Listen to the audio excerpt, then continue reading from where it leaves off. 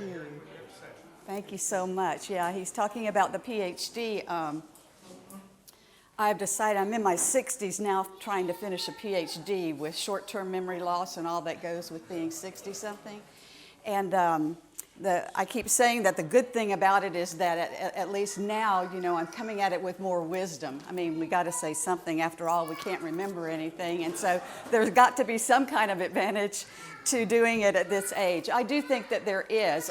Of course, I've also said that I will probably finish by the time I'm 80-something. All my teeth have fallen out. Nobody will understand me. And, they'll be having to roll me in here. So whenever I do finish it, I'll be glad to get back full-time into ministry, and I'm trying to head that way now, so that's an exciting part of my life and being a grandmom and all that brings with it. So I wanted to talk to you today a little bit about my own story as we segue into this marathon run we do with the 30,000-foot view of apologetics and how I got into apologetics at all. And my background simply is that I became a Christian trusting Christ at quite a young age. And I would say that by the time that I was 19, I probably knew more apologetics, knew more theology rather than many of the Christian adults. I knew what to believe. My father was a pastor, I said, under very, very good teaching. And so I knew what to believe. The problem was I didn't know why I believed it. And so when I got into nursing school in the 70s, yes, in the 70s, I was in nursing school, and here they were telling me that all people were innately good, and I got a lot of Darwinism in terms of the background, and evolutionary theory was assumed as a fact. And so when the Jehovah's Witness or when my professors came to my door, or my professor said something in class that was in opposition to the Christian worldview, I really didn't know how to respond to it. So I was ill-equipped to understand the rational foundation for my faith, and it was shaken during my college years. And so I say that I'm an apologist not because I'm good at it. I am one of the most fear-filled people that you can ever possibly meet. Struggle with anxiety, depression. In large crowds, I prefer to be in a closet, alone. And so God has used apologetics to help me. It's something that I have needed. So I'm not an apologist because I'm so good at it, because I so desperately need it. And that's what I hope this will be for you, even though you may feel that you're being fed from a fire hose today and you get a large overview. You'll have knowledge about a lot of these things, but my goal is to give you that big framework from which to speak and have some knowledge about how to proceed logically in a conversation. This is not a conversation that you will have at Chick-fil-A with someone in an hour to an hour and 15 minutes. It's to give you a framework from which to work and know how logically to move forward in the discussion. I wanted to give a little bit more background and make sure that we understand that we're talking about the same thing. Apologetics and what it is. It's a rational, that is, it draws from reason, general revelation that God has implanted in all of us, this reason to understand the truths that He's embedded in reality. And that complements special revelation, which is the truths that He reveals to us. And once we understand that God exists and that Jesus is God, then He calls us to place our faith in Him. But logically speaking, we must believe that before we can trust in. So that's what apologetics is, as a rational, systematic defense of the gospel, using evidences from creation and conscience that He's embedded in reality, available to everyone, to support the truth claims of Christianity. And when we say defense here, we're not talking about being defensive. Just as when we say an argument, when we're talking about philosophy or apologetics, we're not talking about a heated debate, but a line of evidence. And so it's a way of thinking. So apologetics is also supported in Scripture throughout. As you know, 1 Peter 3:15 is our flagship scripture, that we are to sanctify the Lord in our hearts and always be prepared to make a defense, and to do so with gentleness and respect. But notice that this passage is in the context of the larger passage on suffering. It's in the larger context of suffering. We have to be willing and choose whether we will be willing to actually suffer for the cause of Christ, to bring the gospel when people don't understand. So in the context of suffering, We are to be prepared, and that's what we're doing here, to give these lines of evidence that meet the needs of those who have questions and objections about the claims of the Christian faith. And we do it regarding reason for the hope. Now, the hope is the gospel, and I see the reason for the hope, or giving the reasons, as the role of apologetics, as pre-evangelism. We also are ambassadors, Christ says. Paul tells us that we are ambassadors for Christ. We make an appeal. God makes his appeal actually through us to other people, and we implore them on the behalf of Christ to be reconciled to God through Christ. And apologetics' goal is to help us to do that with people, that they may be reconciled to their Maker. And if we never get to the gospel, then we really haven't done apologetics, have we? We have just argued, and that's what apologetics is not.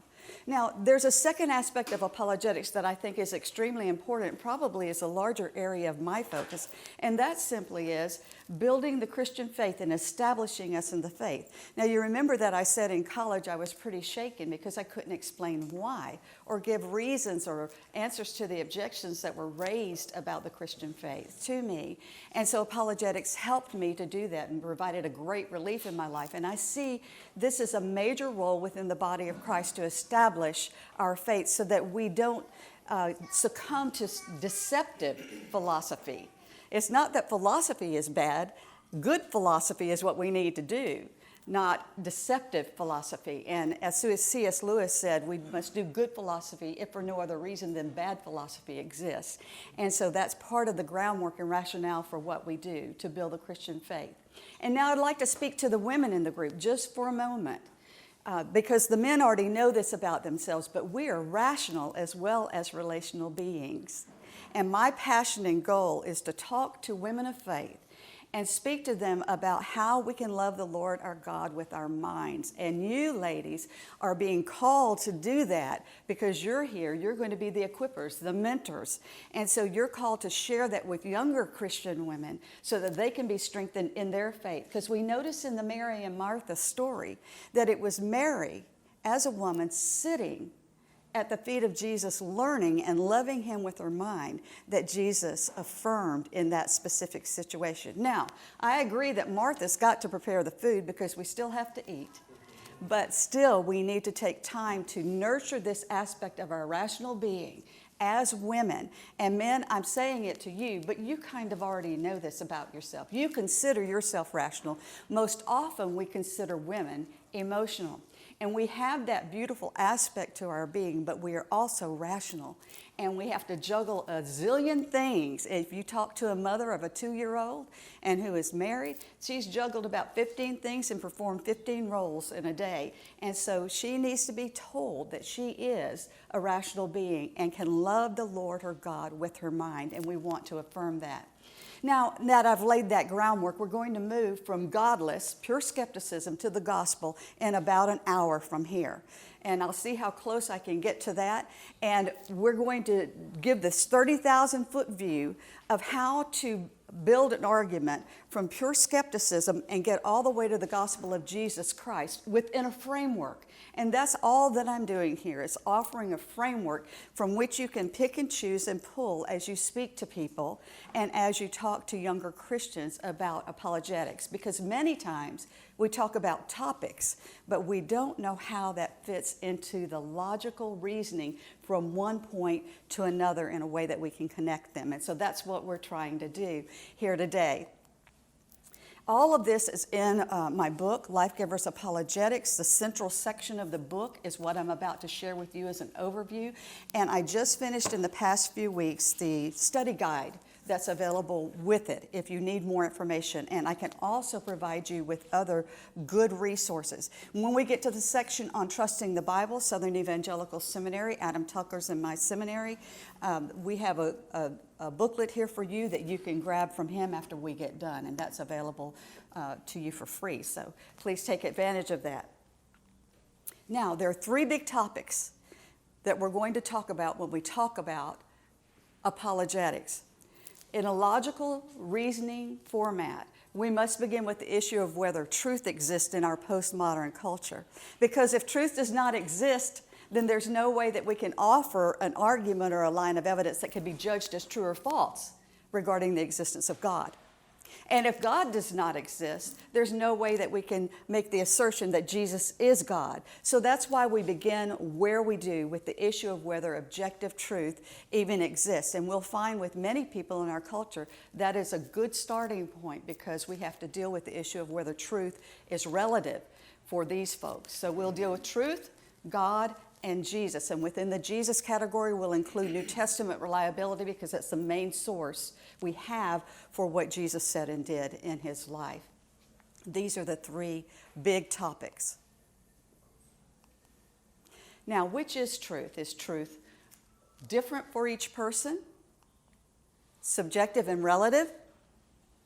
It's what I feel it is, and it differs from person to person? Or is it true for all people, places, and times, objective and absolute? And whenever we're saying this, we're not saying that when we say that it's objective and absolute, that if you have on a blue shirt, that means everyone else has a blue shirt on.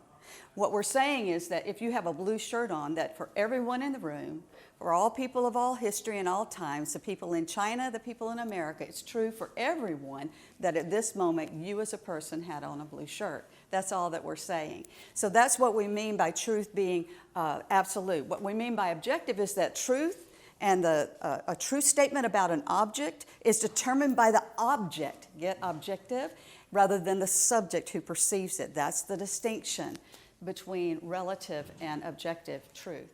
Now, truth is determined by the object, not the subject perceiving it, I said. So let's take an example of this red light. So this person may say here, for me, I truly perceive, due to a color distortion, that the light is green for me. Does that mean truth is relative to person?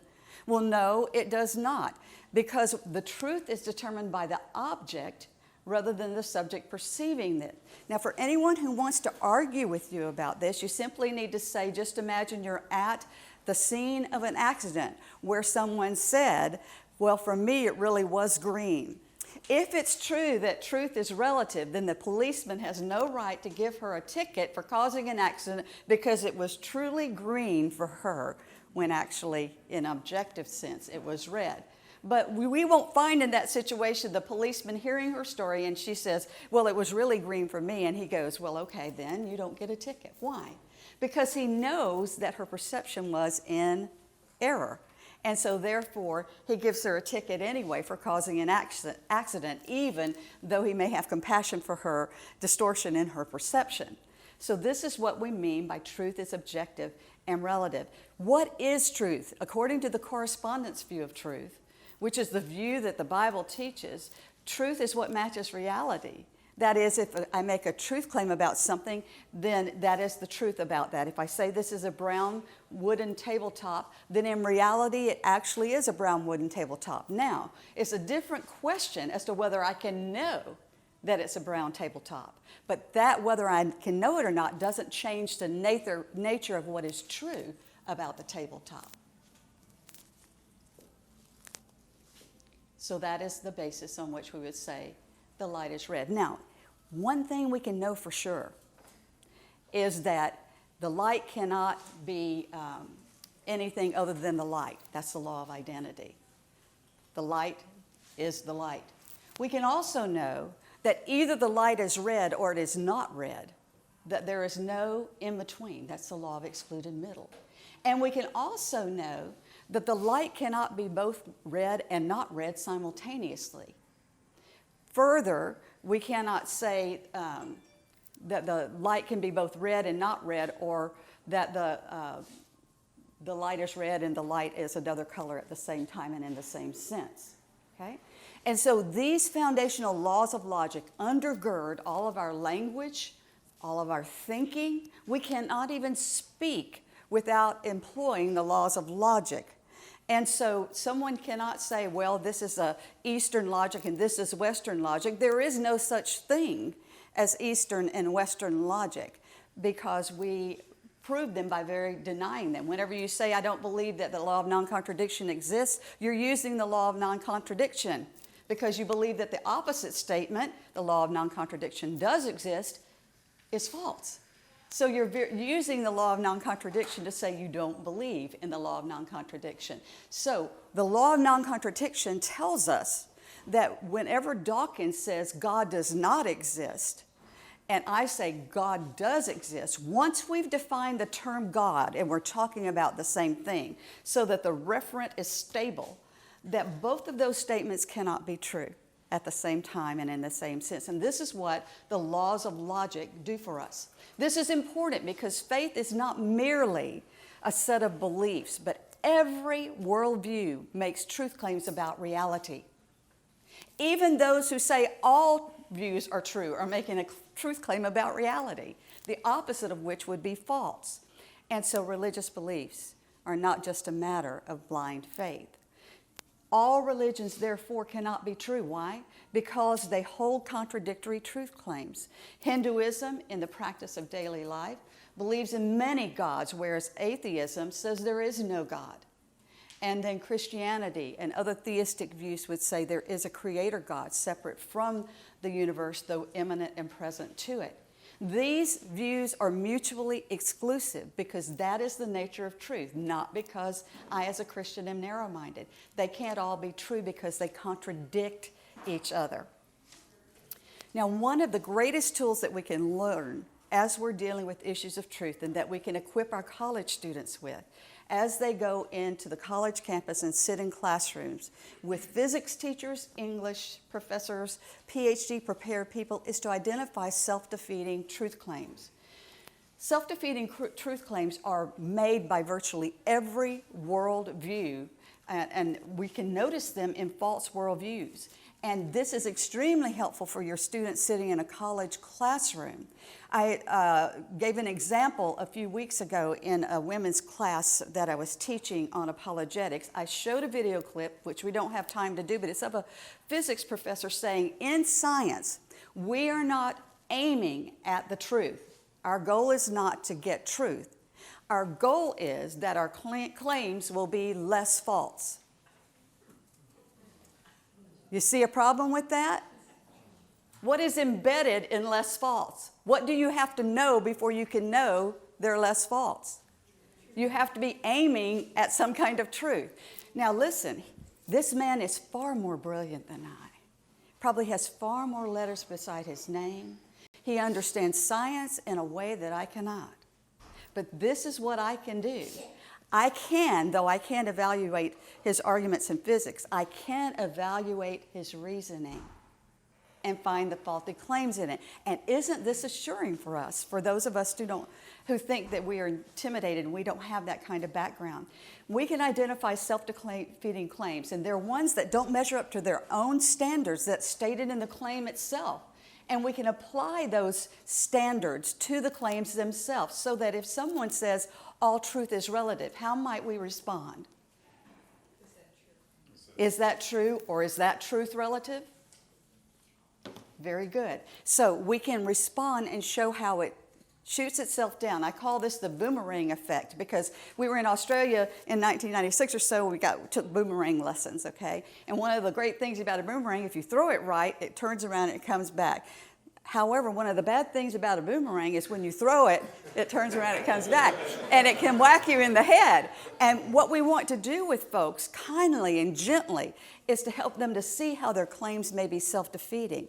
And once we show that they're self-defeating, no further argument can be built upon that claim. Now, they don't usually respond that well to it. They may get angry with you or say that you're playing word tricks with them. So how we do this gentleness and respect portion is extremely important. So we might want to couch it within something like, whenever they say all truth is relative, have you ever considered that when that statement someone says, not necessarily you, when someone says that truth is relative, that actually they're making a claim they think is true for everybody?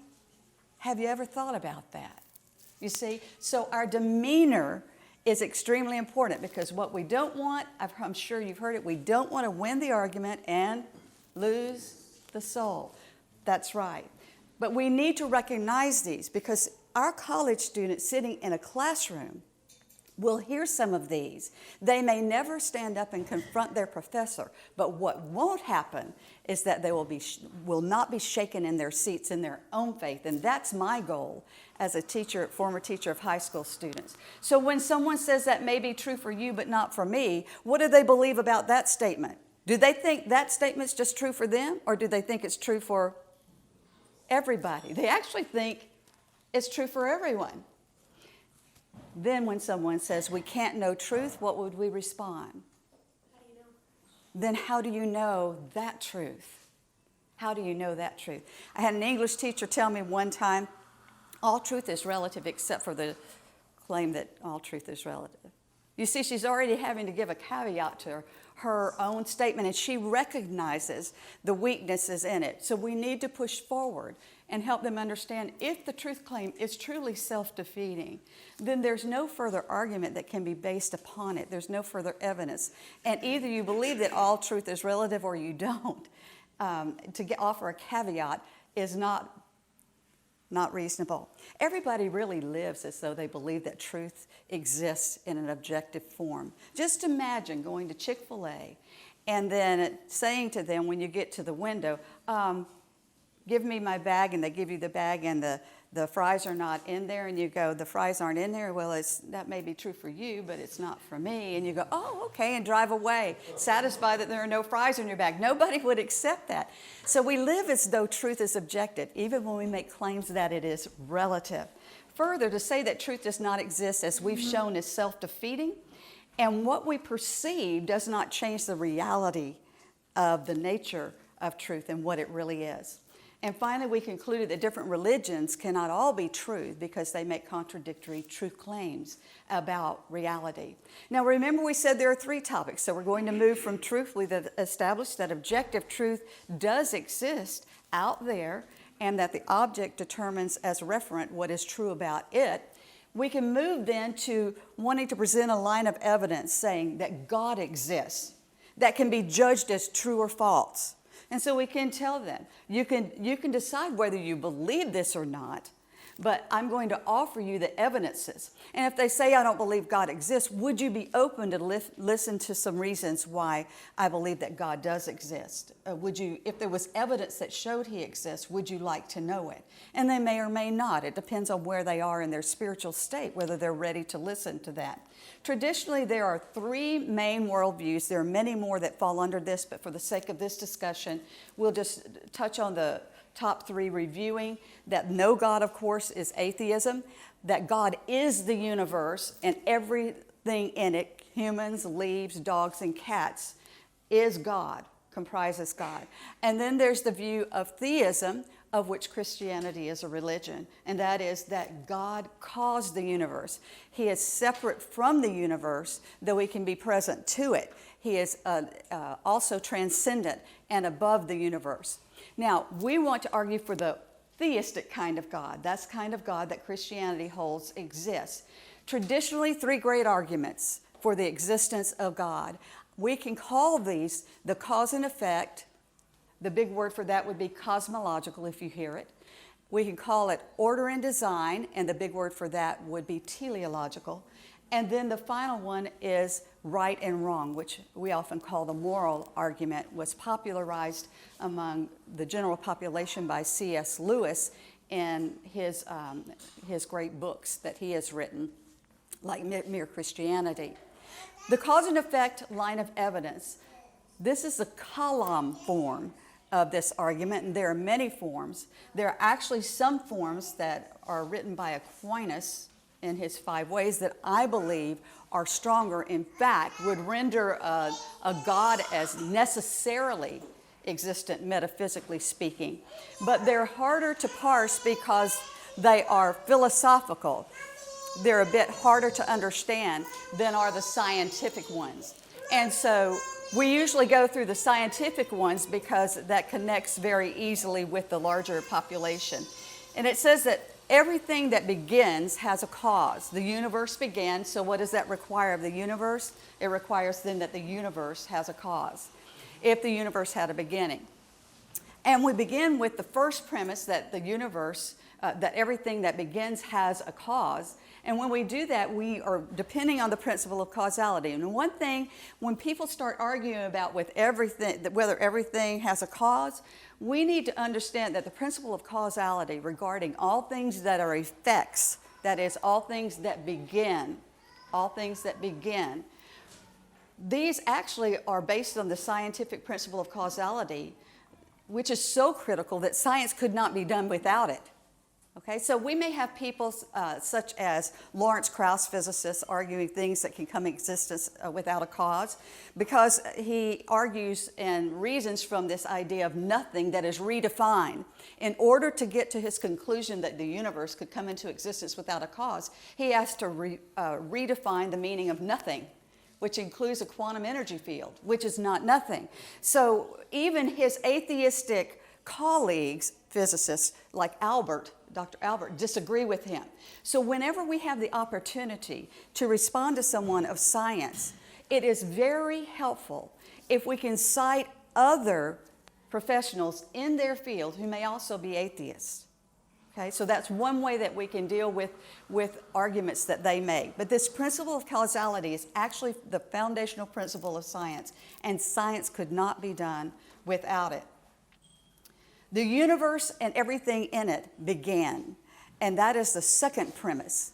Well, the philosophical argument, one of the lines of evidence that could be parsed more thoroughly than I can do here, but I can give you an introduction and whet your interest, would be that if there's no first cause, then the universe is like a great chain that has many links. Each link is held up by the link above it, but the whole chain is held up by nothing. When Aquinas developed these arguments, he developed 5 called the Quinque Viae, the 5 ways to show the existence of God.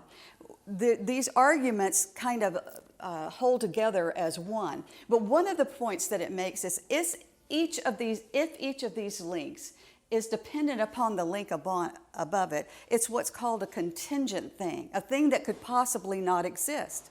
Therefore, it cannot account for the existence of the whole chain. The chain links, if every one of them is a contingent kind of thing, must eventually terminate in a first cause that itself is not caused. Because no contingent thing can explain the existence of the entire series, because by definition it's contingent. So after you get through your brain freeze and think through that, then you can move to the scientific evidences. There's much more that could be said to parse that better. But scientific evidences do resonate with a lot of people that argue that the universe indeed have a beginning. Here's just a couple.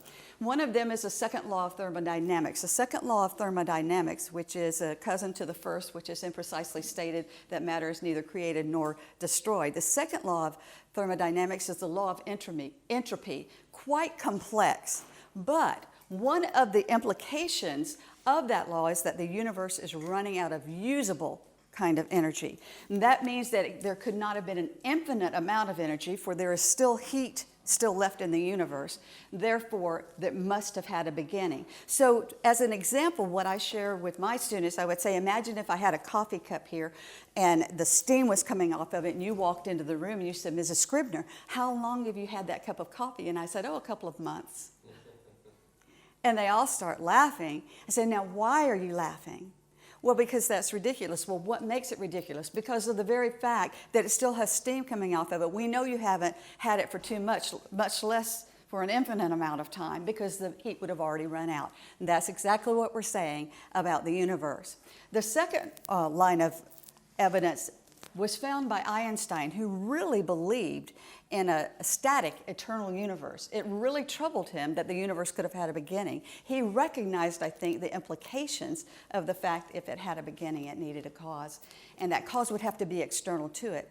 And he developed his theory of general relativity in the early 1900s. Not being a physicist, I could not explain it to you, but I do know that one of the implications of it is that the time-space continuum is correlative. And that means that time and space came into existence relative to each other all at once.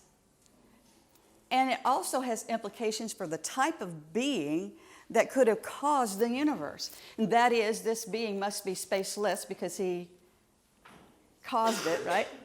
must be timeless to have caused time, and must be immaterial because he caused matter. Further, cannot be accounted for merely by a force, given the fact that there was nothing and then there was something, which is a change, a choice. And so we're getting closer to the theistic God that we talk about as Christians.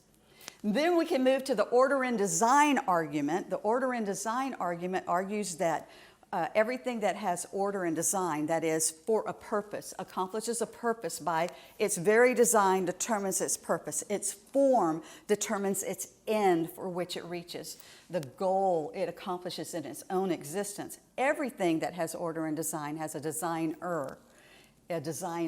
This only comes from intellects or from minds. As far as we know, if you're going by the scientific evidence, that's what we see. There is nothing that has design and order for an end purpose that is caused by anything but a mind. And the universe shows that kind of design and purpose, so the universe requires a designer. And we can see this. Even Dawkins recognizes this. He says any engineer can recognize an object that has been designed for a purpose. And he reminds us that when we are looking at natural entities, we need to remind ourselves that they look like they're designed, even though they're not. And the reason is because they have these properties which we only attribute to designers.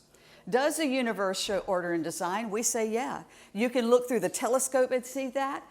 Further, you can look not only out through the telescope at the universe and the skies, but you can look down into the human cell and see it as well. That there is design that cannot be explained by anything other than a designer. If we were to look out at the universe through a telescope, we would find probably 100 or so cosmological variables that have been identified by scientist, astrophysicist Hugh Ross, who is a Christian.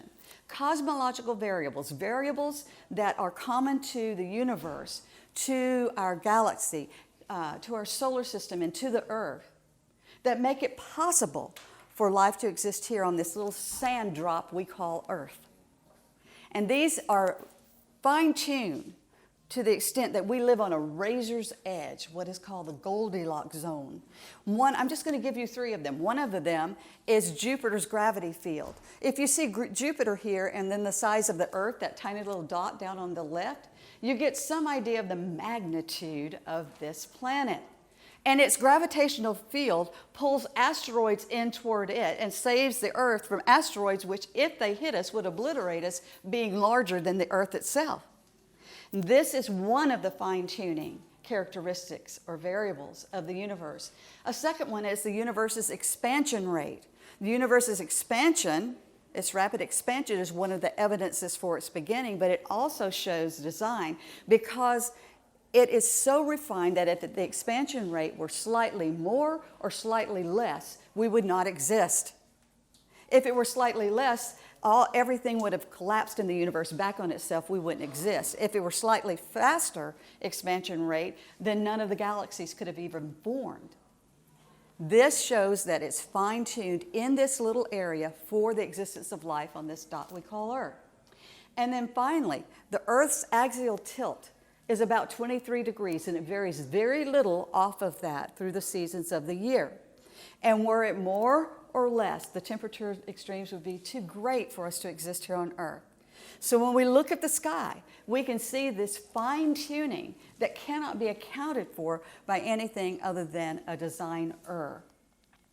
If we look through the microscope, we can go down into the DNA of the cell. In the some 10 trillion nucleated cells of the human body, there's 23 chromosomes. And these little threads we call chromosomes, 23 pairs of chromosomes, are comprised of sections called genes that express our traits, that determine why you have blue eyes and why someone else has green eyes. And then within that are the chemicals, the nucleotides called DNA, deoxyribonucleic acid, the components of that, the 4 nucleotides. And it's a 4-letter alphabet, just like our larger English alphabet. It is not analogous to a language, it is a language. Just like binary code is a language for computers. So it's an actual language, and it determines the trait all the traits. Further, in the past 20 years, we've discovered something called the epigenome, above the genome, that exists alongside it, which is a tagging or chemical marking system that tells which genes to kind of go to sleep and which ones to be expressed and how, that control many functions of the cell, making protein. These are actual instructional codes, and instructions are not produced by anything but minds.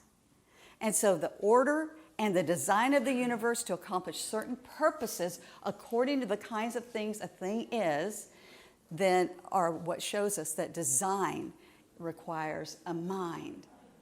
And then finally, the right and wrong argument. We have the cause and effect argument that shows the cause of the universe, the order and design argument that requires a designer. The right and wrong argument says that if there's an objective moral law, then there must be a lawgiver. That there is an objective moral law, and therefore there must be a lawgiver. Now, what is the difference between natural law, when we talk about natural law as gravity, and natural law as the moral law, which is also in traditional writings sometimes called the natural law, by the way? There is a distinction, isn't there? Because natural law describes what is. It describes when you drop a ball or a marble, it will fall, and it will fall downward. Whereas the moral law describes not what is, but what ought to be. So that's the very question, isn't it? What do we mean by objective moral law? Well, we mean, are there any shoulds? Are there any oughts? And if there are any shoulds and oughts, then there is an objective moral law. We know it could not have originated from humans or come from humans, because even though we have this standard that we are aware of, we know no human who keeps it, including ourselves. So it could not have been just from us. Now some say, well, it's just relative to the culture, and each culture determines what their moral code is. Well, to some extent, we do determine what our moral code is, but as C.S. Lewis points out, they're remarkably similar in a very universal sense. Now, it may be that in Muslim cultures, you shouldn't show the sole of your foot to a person, whereas in America, we think nothing of that. It doesn't have the same meaning. But what is the universal moral code there? Respect for human beings. Hindus don't eat cows. Well, that's different than in America. Many of us eat cows. But the reason humans don't eat cows is a human value that we all hold universally, and that is the dignity of humans, because they believe their ancestors indwelled them. And so these are very universal in their substance, even though in their application that they do differ. C.S. Lewis says, look, in no culture is it applauded whenever a soldier abandons his comrade in battle. So they're quite universal in many ways. Some actions are universally condemned. Others would argue that it's just an instinct, that the moral law is just an instinct, and actually it helps us with survival and supports the theory of evolution. And many scientists do argue this. Well, David Eubank, in 2016, he's a former Special Forces soldier. If he's a Marine, I better be careful. You better call him a Marine. But he's a former Special Forces and now is a humanitarian aid worker. He was in Mosul. ISIS had wiped out the majority of a village, and the bodies were strewn through the streets, and it was beginning to stink. But the American soldiers had seen a little girl up against a wall where her mother's body and many other bodies were stacked, hiding under a mother's hijab. And for 2 days, she was hiding there, and ISIS did not see her and kill her. And so they knew what they had to do. They had to go across and get her. And there were a couple of others who were hiding there as well among the dead bodies. And so the American forces laid down smokescreen, and the Iraqi forces provided a tank to guard him. And he darted across, and he got this little girl under one arm and brought her back. Now, David Eubank is a believer in Jesus Christ. And he has his family right there on the front line. They're at the hospital where they took this little girl. And people say, why do you bring your family here? He said, I don't want my family, my children, to be in danger, but this little girl is just as important as mine. And therefore I do this, because the scripture says that there's no greater love than to lay down your life for another, for a friend. Now, so his Christian conviction motivates him. Well, why would we not say that's just an instinct for survival? Well, C.S. Lewis says it like this. He says, look, it cannot be mere instinct, because David Eubank and anyone who puts his life on the line has two instincts. The first one is to save himself, because we always seek our own flourishing, or what we perceive will lead to that flourishing. And we have this other instinct, which is to save another. So those are both instincts. And you could argue that this one is from evolution if you want to, but the problem is the moral law is what presides over and says what you ought to do. And it helps you arbitrate or judge between those two instincts. Therefore, it cannot be an instinct itself. C.S. Lewis says, look, my argument against God was that the universe seemed so cruel and unjust. But how had I got this idea of just and unjust? A man doesn't call a line crooked unless he has some idea of a straight line. With what was I comparing this universe when I called it unjust? You see, you don't know what crooked is unless you have some idea of straight. And that's the objective moral law. We have no idea of better or worse unless there is an objective moral law. And this ultimate good assumes an ultimate good being, because only beings experience oughtness, not just isness. Only beings, thinking beings, moral kinds of beings experience oughtness. We then move to the problem of evil. We've shown through the cosmological, teleological, and moral arguments that there's good reason for believing that God, this kind of God, exists called the theistic God. But many people are concerned with the problem of evil. And I would say, of all the discussions that we have, this will be the most common one, the most common point of entry. And very often, it's not just from a logical or even evidential place, it's from an emotional place. I talked to a lady one time who said, since 9/11, this was back near time of 9/11, she said, since 9/11, I don't believe that God exists. I just can't believe it. She really struggled with it. Others will struggle because their child may have died. And so I can't believe that God could exist and evil exists. So the problem of evil is really present and pertinent to many people and will keep them from trusting in God. I would also say that I suspect many of them don't think that God doesn't exist. They can't see how a good God could exist, because either he's all good, but he's not powerful enough to stop evil. And so why would we want to worship him? Or maybe it's that he's all powerful and not good, and he doesn't want to stop evil. Well, that's not any God we would want to worship either. They feel that they're caught between these horns of a dilemma that is a pseudo-dilemma, but nevertheless, it feels that way. And even as Christians, when we ask the question why, we're struggling with how this could occur. Well, let's first make sure that we understand what evil is and what it is not. Augustine said that evil is not a thing. It's not like a green glob out there floating around trying to get us. But rather, we should view evil as real, but it's a lack of something. So if we're made with natures, and the kind of nature that we have determines how we seek our flourishing, then evil is lack of a good, a perfection, what it would be to be a perfect human, a perfect cat, a perfect leaf, is determined by the nature of the thing. So an evil for a leaf would not be to lack sightedness. Why would that not be an evil for a leaf? Because it's not the kind of thing whose nature it is to have sightedness. Now, it would be a natural evil for a cat not to have sightedness. Because if a cat can't see, there's something lacking of a perfection. Does that make sense? So then we're talking about natural evil. And then, of course, we talk about moral evil as well. Now, even as Christians, we can talk about natural evil as related to moral evil simply because we believe that sin came into the world through Satan's temptation of Adam and Eve, and that whenever they fell, when they fell, the whole universe was corrupted, even the natural order. So we have an explanation as well of the occurrence of natural evil. Now, why would God allow evil to continue? Well, there's a good thing that we have that he has given us that was good when he gave it, but gave the capacity for evil, and that is our free will. Free will is what makes good love possible.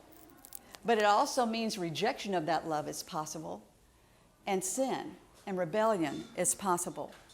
So why doesn't God stop evil? There may be several reasons we could offer. He preserves free will. Remember also that if he were to annihilate evil, what would that mean? He would annihilate me. And whenever someone says, why doesn't God stop evil now? I say sometimes very gently, depending on who it is, do you want him to start with you? Because we usually see evil as out there rather than in here, and we don't see ourselves in relation to the nature of evil and its continuing existence. But through God's patience, he sustains the world. He also has set up a certain created order, and he works through the natural law of that creative order, be other than through miracles, which would be the exception in order to reveal himself. But if he did that every time, there would be no order at all in the universe. And we also know that he has the power to bring good from evil, and in fact has promised to do so because his ultimate plan cannot be thwarted.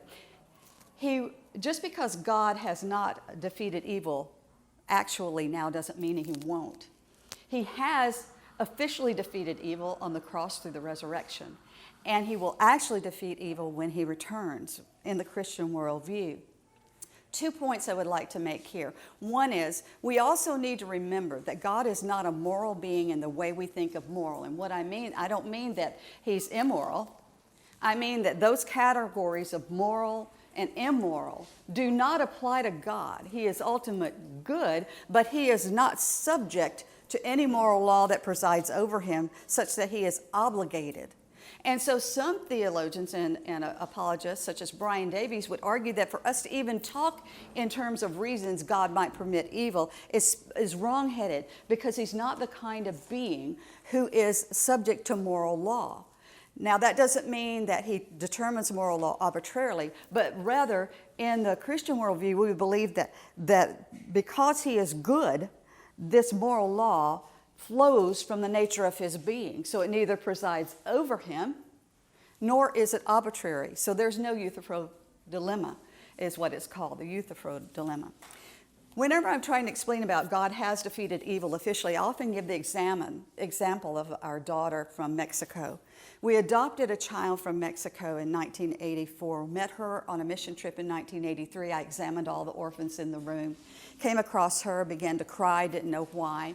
We had been without children by choice. We had no reason to think we couldn't have biological children, but we chose to adopt her. And so a year later, it was my longest pregnancy, a year later we brought her across the border. But that whole time that she was in Mexico, we were working on her adoption. 3 months before we were able to bring her across the border, we got the adoption papers. Officially, Nelly, Manuelita, was our child. But she wasn't actually our child. I couldn't hold her. Okay? She was officially our child, but we had to wait 3 more months to get the visa to get her across the border. And then we called when we got to the Iron Skillet in Laredo, Texas, and said, we're coming home. We have her. She actually became our daughter. That's the difference between official and actual. God has defeated evil officially. He will actually defeat evil fully whenever Christ returns. The bottom line is this. The cause and effect argument shows that an infinitely powerful and external being to the universe caused it. And the order and design argument shows us that an infinitely intelligent being designed the universe. And an ultimately good being exists, and this we call God. Once we've shown that truth exists, God exists, that only a theistic kind of religion could exist. And that rules out atheism and any pantheistic religions, leaving the 3 great world religions that are theistic in their orthodox form, at least Judaism, Islam, and Christianity. So how do we distinguish between those? Well, it would make sense that the God of the universe may choose at some special points in history, through his own will and purposes, to either provide an exception to the natural law pattern or employ one that we are not aware of, and make himself known to us to authenticate a message or a messenger. And miracles are God interrupting the normal course of events to reveal himself. And we see these miracles in 3 epochs of history. They don't occur regularly throughout history. We see them during the time of the prophets. We see them during the time of the apostles, and during the time of, I think, Abraham. And only those 3 epochs of history do we see miracles occurring most often. Now, David Hume, a skeptic who died the year that America was born, said that a wise man should not believe in miracles. He didn't say miracles were impossible. He was much more subtle and wise than that. He said, because evidence for regular events is always greater than that for the rare, the wise person will not believe that miracles are possible. The problem is his argument proves too much. And what I mean by that is, think about some things that atheistic scientists commonly believe about how the universe began. Anybody think, how did the universe begin? 2 words. Big Bang. Okay. Atheistic scientists hold to that. How many times did it happen? Once. Now, they can argue for multiverses. That only kicks the ball down the road. But in terms of this universe, that happened one time. Will you call that a rare event? On David Hume's own ground, we shouldn't believe that occurred. So we can argue these points by showing them certain things that even they as atheists or non-Christians would hold to, or that many do, and find themselves to be reasonable. So on that argument, we can't rule out the possibility of miracles. We can't ask which ones are true miracles. What do we see as true? But we can't really just say that no miracles are possible. Further, if the theistic kind of God exists, miracles have to be possible for the simple reason he's created everything ex nihilo. It's already occurred. Resurrection from the dead is no big thing when you've already created everything from nothing. So the question is whether it's reasonable to believe that that happened, not whether miracles are possible. And that's a different issue related to the New Testament's reliability, which is what we get into when we discuss the existence of Jesus as God. Because in the New Testament is the main place in which we see things written about what Jesus said and did. And there are 2 questions that we want to ask when we argue for New Testament reliability, because Muslims argue that the Quran is sacred scripture. And in fact, Muhammad in the Quran is said to have performed no miracles. Why? Number 1, they wouldn't believe them. Number 2, the Quran wasn't a miracle. So they believe their document is sacred and trustworthy. So we have 2 questions we want to answer about the New Testament. Do we have what they wrote? That is, can we with reasonable confidence reconstruct what was written in the New Testament? If we establish that the New Testament is true, once we've done that, then we can show that the New Testament affirms the Old Testament, because Jesus himself in Luke and other places affirms the existence and the authority of the Old Testament. So we don't have to prove that directly. So that's why we deal with the New Testament. Well, how do we figure that out? We do it by comparing manuscripts. And we can also do it by examining a chain of custody from the apostles all the way to the church councils whenever the documents were affirmed as canonized. They were discovered, not determined. And the chain of custody shows that the earliest believers held to the truth of the New Testament documents as God's Word. Imagine your Aunt Agnes has a recipe for pistachio pudding, but alas, she is 6 feet under now, and she took with her the handwritten copy of her secret pistachio pudding recipe, so you don't have the original. And so the problem is, your mother made a copy of it, but you made it and it doesn't taste anything like Aunt Agnes's, so something went wrong somewhere. So your mother had written a copy. Now what do? Well, fortunately, Aunt Agnes had 4 other sisters who among them had 10 children, which are your cousins, and they also have written copies that their mother made straight from Aunt Agnes's recipe before they put it in her cold dead hands in the casket. And so now you can compare them and figure out what the missing ingredient is, and this is called textual criticism. Granted, overly simplified, these folks spend many years studying their trade, but you get the idea. And it's not like the telephone game where it's just passed one to another, but there are different lines, families of manuscripts that grow up in different areas of the world and are replicated, and we can cross-compare in order to reconstruct the original. Now, there are 20 to 25,000 total manuscripts that we have now, and we're still finding more. That's why it's an estimate. Further, it's an estimate because they're scattered throughout the world. No one person has them. You see, the Muslims will argue that in the Arabic, that the Quran is pure, that it's pure. It's not been corrupted like the Christian New Testament. Do you know why it's so-called pure? Because one of their caliphs burned all the competing translations. Now, are they better off by having only that one? No, we're better off by having many, many, and being able to compare in order to reconstruct what it said. Now, we need to recognize something. I've checked 2 resources who said this, and this is very important. For 93 to 95% of the New Testament documents, there's no question about what the original said, the autographs. And when we say manuscripts, we're talking about copies. And the manuscripts can be the size of a business card, all the way up to a whole New Testament. But the average, Dr. Daniel Wallace says, is about 450 pages long. Among these manuscripts, then, we draw comparisons. But these manuscripts all agree on 93 to 95% of the wording of the New Testament, the content. We're only talking about 7% of the New Testament that has what's called variants, one of which is the original. Okay, look here. We have at the top the Greek New Testament, and down at the bottom, we have what's called the textual apparatus. The textual apparatus. And this apparatus is where the variants are listed, and the variants tell the differences across manuscripts. And so we know where all the distinctions and differences are. Most of them are spelling. So that if you spell Savior, S-A-V-I-O-R, or S-A-V-I-O-U-R, how does that change the meaning?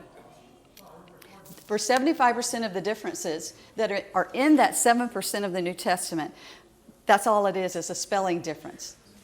Others are nonsense readings, and they make up the all but less than 1%. There's only 1% of the variants in that 7% of the New Testament which affect the meaning and hold a real possibility of being viable, the actual original. And so none of them, though, even though that's the case, none of them affects an essential doctrine of the Christian faith. Not a single one. It would be such Mark 9:29 saying prayer and fasting is the only way to cast out demons, or is it just fasting, or just prayer rather? It depends on the source that you have, which documents, which of the manuscripts, because there's a difference in reading. Now certainly that affects the meaning, but that does not affect any central doctrine. It doesn't affect the atonement, it doesn't affect the virgin birth, resurrection from the dead. None of the essential doctrines are affected by this minute portion of differences, which may be viable and also meaningful. And we know where they are. And if you look in your Bibles, every Christian has in their Bible marked at the end of John chapter 7, for instance, will say not in the earliest and best manuscripts, and they'll be bracketed. End of Mark 16, if you look. Most Bibles have it bracketed because there are questions. And pastors can do their research and determine where they will hold to believing that was part of the original. So we know where these are. There's no secret, there's no misunderstanding. And all the essential doctrines of the Christian faith are perfectly secure.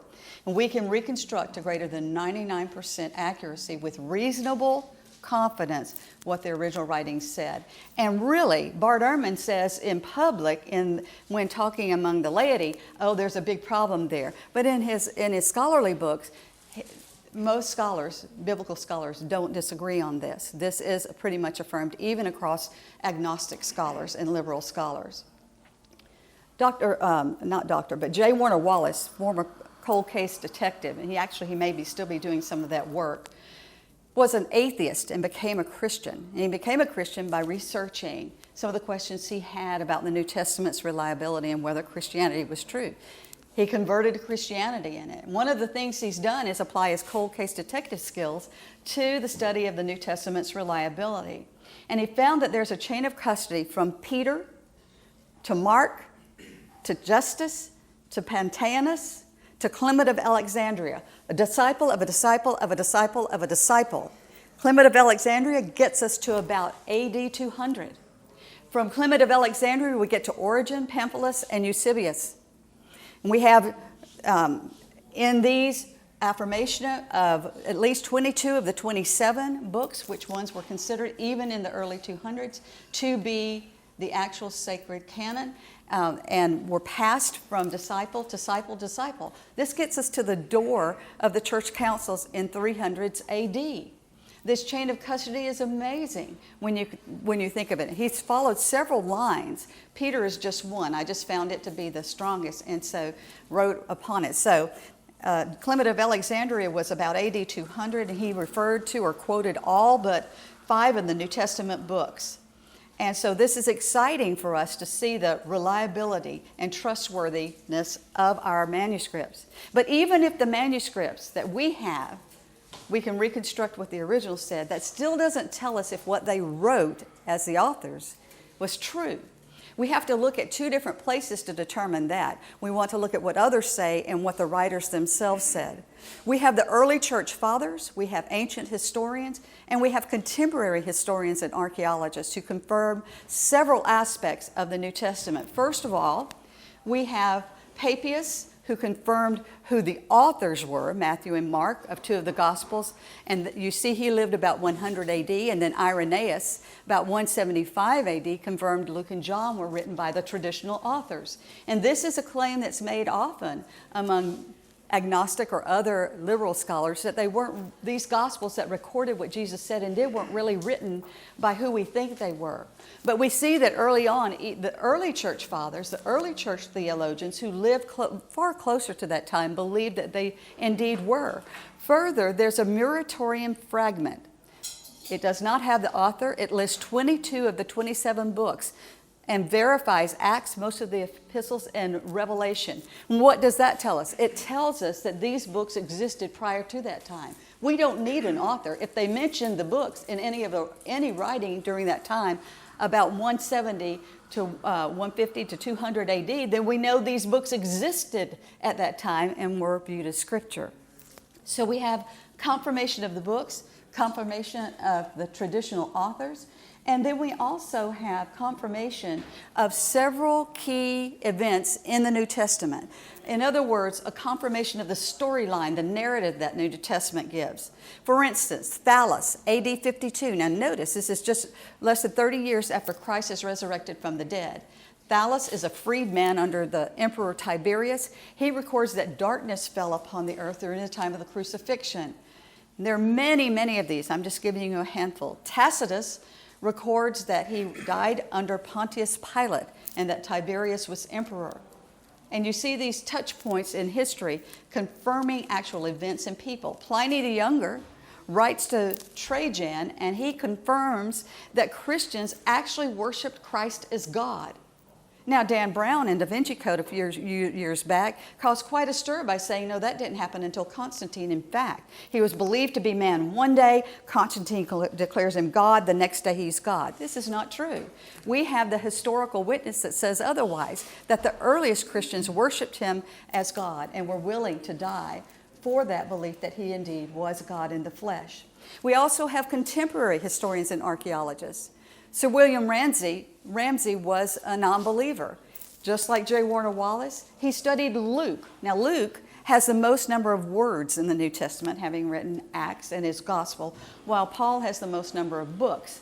He found that Luke described 32 countries, 54 cities, and 9 islands without error. He was so impressed with Luke's meticulous historicity, he eventually converted to Christianity himself, even though he did not believe it was true at the outset of his research in Asia Minor. And finally, we have archaeology that confirms hundreds of New Testament claims, such as Pontius Pilate being the prefect of Judea. Now, we need to understand that we're not asking, does it prove the New Testament's true when we study archaeology? We're asking for corroborating evidence to support the truth claims. So that if Pontius Pilate actually lived 100 years later, he could not have been the prefect of Judea at the time that Jesus was interrogated. But we see that he did live at that time. This Pilate inscription was found at Caesarea Maritima, and that was one of Herod's locations. We visited it when we were in Israel a few years ago. And the Pilate inscription now is in the Museum of Israel, but this one is located, the semblance of it is located at Caesarea Maritima, and shows that he did exist, and he existed at the time that Jesus Christ lived on earth. And then there's the ossuary. that's determined to have been of Joseph of Caiaphas. Now, these are not just Christians who are saying this, but archaeologists of all persuasions who are arguing that this most likely is the ossuary of Joseph Caiaphas, because the Jews had this tradition in which they would bury the body and then a year later dig up the bones and put them in an ossuary. That's how they did according to their tradition. And so it's showed to be his, and his name, as you can see in that upper left corner, is written up on the side of the ossuary. And you can see how ornate it is, which tells us something about the person's importance and part of the reason probably why they inferred. Plus, I'm sure that they dated the materials as well of the ossuary. We have found the remains of an ankle bone, which is actually on the right. This is a facsimile to show what it would actually look like, of a crucifixion victim dated to the 1st century, found in Jerusalem in 1961. And there are not many of these that have been found, but this confirms for us that indeed, though piercing was not common for Jews during the Roman era, it was quite common. They didn't originate crucifixion, but they certainly perfected it as a gruesome art. Did the disciples, the authors, actually tell the truth? Not only do we have what others say, archaeology, historians, contemporary and ancient, we also have in their own words how the writers spoke that give us good reason to believe they were telling the truth and that they were people of integrity and that they weren't given to wild, imaginative stories. Luke clarifies that his source was people he interviewed, that he himself was not an eyewitness. He is an eyewitness of many of the events in Acts. He uses we for those portions in which he describes events. But as far as the resurrection, he interviewed eyewitnesses. Very good chance that he had interviewed Mary. So he confirms that he's not an eyewitness. Paul himself says he is an eyewitness of Christ, not his resurrection while he was on earth, but having met him on the road to Damascus and him actually speaking to him, and that he has risen from the dead, and that if anybody wants to argue with that, there are still about quite a number of the 500 eyewitnesses who saw this who were still alive. If you're lying, you do not tell people where and how they might find the people who could refute you quickly. And yet Paul in chapter 15 says, many of whom are still alive, which you want to add automatically onto that. So go and ask them. Jerusalem and Palestine is not a big place if you've ever been there. It would be easy to do. Further, Paul exhibited honorable traits, as did many of the others. I want you to think about what he describes. We think of him as bold and sometimes kind of arrogant. He was arrogant for Christ. He says, look, I'm a Jew of all the Jews. I'm a Jew among Jews. You want to call yourself to have a right to be God's people because you're Jews? I'm of the tribe of Benjamin, Pharisee. And then he says, it's nothing but dung. Nothing but dung. I am crucified with Jesus Christ. Nevertheless, I don't live. He lives through me. And the life that I now live, I live through Jesus Christ. I want you to compare this with the Mormon leader, Joseph Smith, who said, I've done more for the church than anyone, including Jesus Christ. These people were humble. They were willing to be prideful in Jesus, but their focus was always to him. They include embarrassing things about themselves. How would you like it if the fact that you denied Christ publicly after claiming you would die for him was written down for posterity's sake? I don't mean just for your grandchildren. I mean for Barry and everybody to read. How would you like it if it was written that you were so immature and petty and jealous that you had your mommy come ask Jesus if you and your brother could have the leading roles in the kingdom? And yet, these apostles, even, for instance, Peter, who had an amanuensis, a secretary, a recorder named Mark, said, yeah, publish it. That's what happened. I denied him. Publish it. Put it out among the churches. Why? Because they are humble. They exhibited honorable characters. And they had one focus, and that was Jesus Christ. Bottom line, is the New Testament trustworthy? We can reconstruct with reasonable confidence the New Testament with the manuscripts we have, and through the chain of custody that we have, know that the documents were securely passed until they were canonized. We can also show that the New Testament writers with a reasonable person can believe that they told the truth. Ancient fathers, that's ancient theologians, historians and contemporary historians and archaeologists, and writers in their own words. In their own words. Did Jesus claim to be God? Well, he says he's the I am of Exodus 3:14. He forgives sins as God forgave sins, not just as someone else would forgive sins, not as we forgive sins, but of people he didn't even know. He accepted worship whenever Thomas didn't see that he had been risen from the dead and saw the nails in his hands, which the other disciples did a week early. He saw them. Jesus didn't say, I'm not going to show you the evidence. He offered him apologetics evidence, returned a week later and showed him the scars. And Thomas, I can see him falling down saying, my Lord and my God. Now, if you receive worship and you're not God, you're a blasphemer, you're not even a good man. Did Jesus prove himself to be God? Well, multiple prophecies can only point to one person by the time you get through the whole list. That he would be fully human. He would be the seed who would crush the head of Satan, Genesis 3:15. From the ethnic group of Semites from Abraham, tribe of Judah. Not only from the tribe of Judah, but from the house of David. He would also be born of a virgin, an Alma, a young woman, which applied to another person who was just born of a young woman in Isaiah's time. But Matthew tells us this applied to Jesus, meaning she had not known a man. That he would be fully God. Isaiah 9:6, he would be called Mighty God.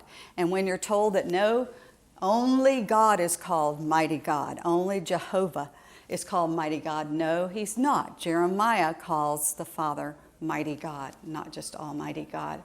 He's called Mighty God, so he's going to be fully human and fully God. He would die by piercing, which was not a mode of death, particularly in the time of Zechariah among the Jews. Rather, they stoned and other forms of death. But he would die by piercing. And he would be born in Bethlehem of Judah. And there are 2 Bethlehems in Israel. Which one would he be born in? Ephrathah, Bethlehem of Judah. These and some 54 other prophecies comprise the 60 major prophecies. Did he prove to be God? By fulfilling prophecies. He was sinless. Now, we can argue, well, this doesn't prove he's sinless, but I will tell you something. When someone close to you says you're sinless, that says something. Because the closer people get to you, they're more likely to think you're sinless or sinful. Well, I don't want to answer that. Don't ask my husband about me. And yet Peter says of Jesus, he committed no sin.